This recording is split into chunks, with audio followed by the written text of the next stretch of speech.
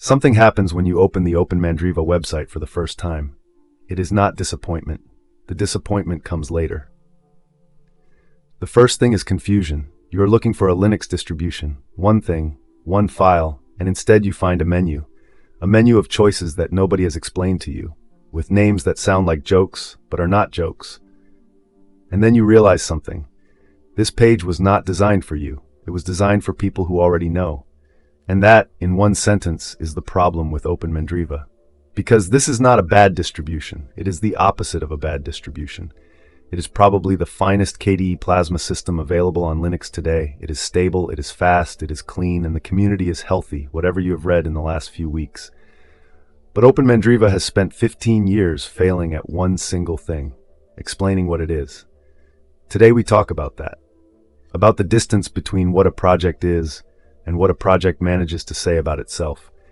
Because in free software, that distance is not a marketing detail. That distance is the difference between existing and not existing. To understand OpenMandriva, you have to know where it came from. And where it came from is the story of how Linux almost won and then lost. 1998. Gaël Duval takes Red Hat, he puts KDE on top of it. And he does something that in 1998 was revolutionary. He makes Linux installable by a normal human being, not by a system administrator, by a person. We take this for granted now. Back then it was not obvious at all. Mandrake was the distribution that said one thing: you can use this, you do not have to earn it, you do not have to suffer first, you can simply use it. And it worked. For about 4 years, from 2000 to 2004, Mandrake was the most popular Linux desktop in the world. Before Ubuntu existed, there was a moment in history when the face of Linux was French. It was called Mandrake, and it had KDE. Then came the lawsuit over the name. Mandrake became Mandriva. Then came the merger with Connectiva. Then came the money problems. Then came something almost unbelievable. In 2006, Mandriva fired Gaël Duval, the founder, fired from his own company. And then in 2015, Mandriva SA went bankrupt. And in the middle of that collapse, OpenMandriva was born. A community foundation, built to save what could be saved. Remember that date. 2015, 11 years ago. 11 years is a long time. In 11 years, Debian went from a niche project to the infrastructure of half the internet. In 11 years, Arch built an entire culture. In 11 years, Void became the reference system for everyone who does not want System D. And OpenMandriva? In 11 years? OpenMandriva stayed OpenMandriva. The question of this video is one word: why? Let's start with the surface, because the surface matters. The OpenMandriva website looks good. It looks good until you try to use it. Graphically, it is fine. Modern, responsive, coherent colors. If you look at a screenshot for 3 seconds, you see a healthy project. The problem starts when you try to do the only thing that a distribution website exists for: downloading the distribution.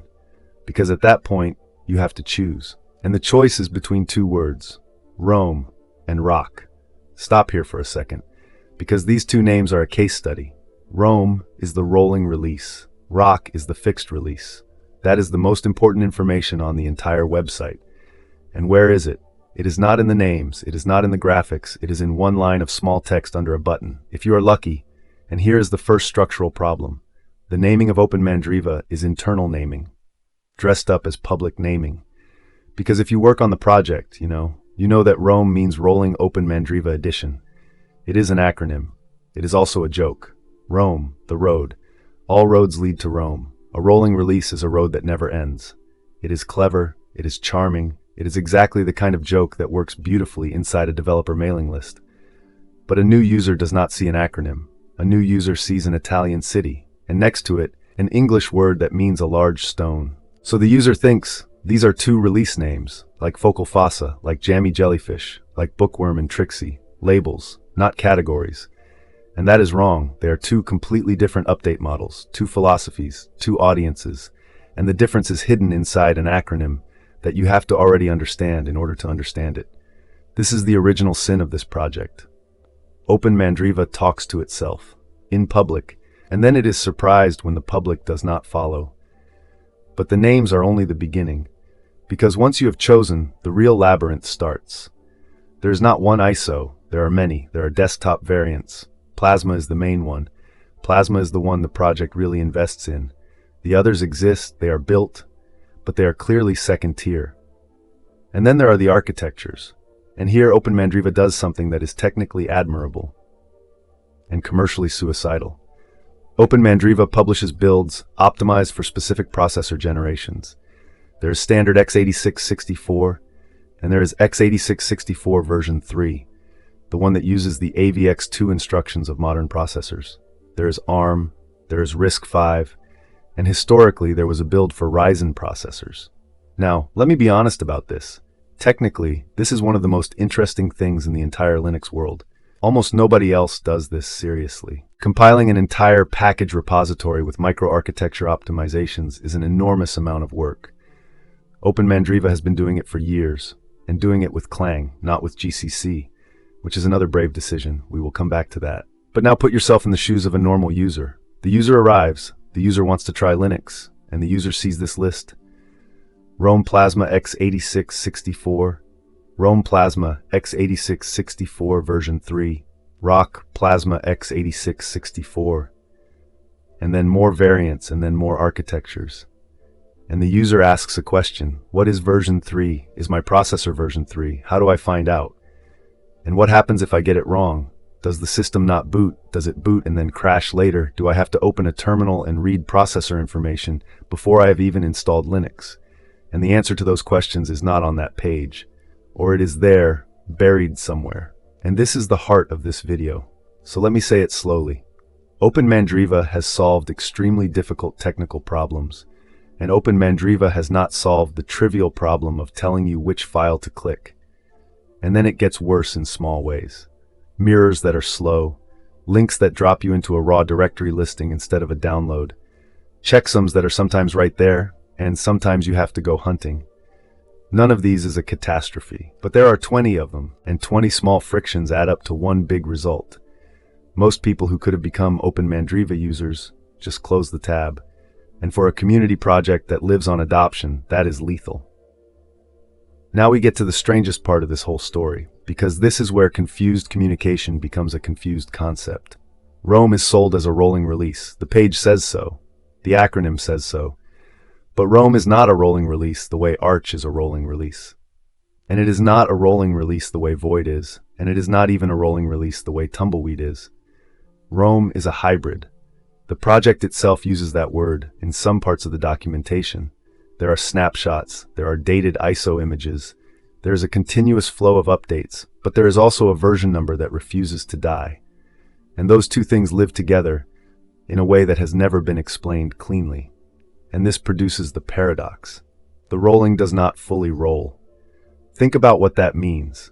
You are on Rome, the version that is supposed to always give you the newest package, and you can still find yourself not on the newest package, because the snapshot you installed is 3 months old, because your repository is not pointing at the real tip, because moving between major snapshots requires an operation that a true rolling release should never require. Let me explain what a real rolling release actually is. In a real rolling release, the idea of upgrading to the next version does not exist. The category does not apply. On Void, I type xbp install, sync, update, and I am current. That is it. There is no moment where I move from Void 2024 to Void 2025, because those numbers do not exist. The system is not a series of versions. The system is a flow. On Rome, there is a flow, but there is also a number, and when you have both the flow and the number, you get something worse than either one. You get the conceptual complexity of rolling, and you get the practical rigidity of fixed release. Now be careful here. This is not a technical defect. Technically, Rome works. The updates arrive, the system holds, people run it for years without reinstalling. This is a defect of the mental model.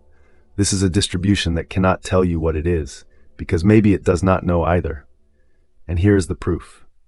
Go and read every review of OpenMandriva ever written. Every single one contains a paragraph that starts with the same words. I struggled to understand whether always. That sentence is the watermark of this project. Wait, I'd like to steal 1 minute of your time for a subject that does not concern this video, but one I want to raise awareness about. Systemd. I used Systemd for years.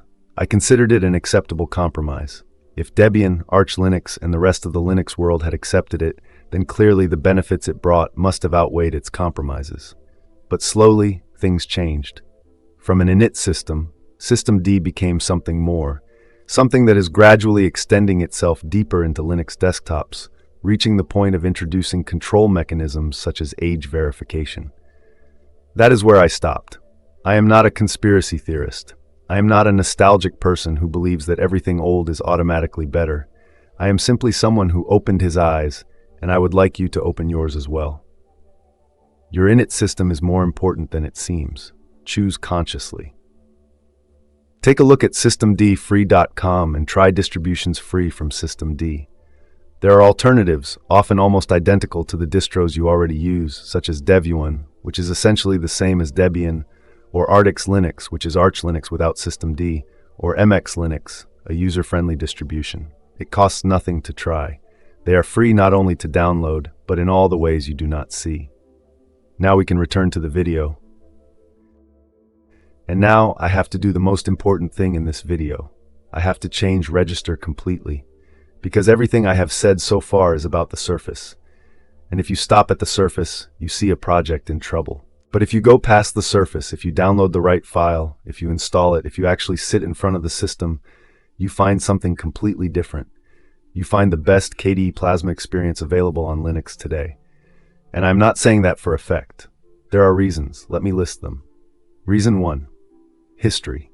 OpenMandriva has been doing KDE for 26 years. It did not add KDE support. It does not have a KDE spin. OpenMandriva is KDE. It is the direct heir of the distribution that brought KDE to the world. When these developers package Plasma, they know what they are doing. They have been doing it since Plasma was called KDE Desktop, and you can feel it. You can feel it in one word: coherence. On OpenMandriva, Plasma looks designed, not assembled. The themes match, the icons match. The GTK applications do not clash the way they clash everywhere else. There is real integration work here, and that is rare. Reason 2. Performance. OpenMandriva compiles with Clang and LLVM, not with GCC. They made that choice years ago when almost nobody was doing it. They were one of the first mainstream distributions to move the whole toolchain. And then there are the microarchitecture builds. Your entire system, compiled with AVX2 enabled, not compiled for the lowest common denominator of 20 years of processors. That is not marketing. That is measurable. Reason 3. Stability. And this is the part that surprises people. Because after all that confusion, you expect a fragile system. And it is not fragile at all. People have been running Rome for years. There are installations that have been alive since 2019 without a reinstall. The system holds. And think about what that tells you.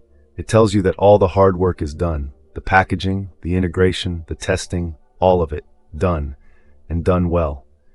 The problem is not the machine. The problem is the box the machine came in. Reason 4. Simplicity. And I am using that word in a very precise sense. OpenMandriva is simple because it does not require you to be an expert. That is the Mandrake inheritance. That is the DNA. Underneath everything, the idea from 1998 is still there. You can use this. You do not have to earn it. The control center is still there. The graphical configuration tools are still there. The installer works. And once it's installed, the system asks nothing of you. It just works. Reason 5. And this is the real paradox. The community is healthy.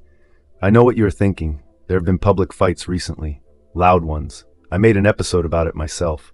So let me be very clear.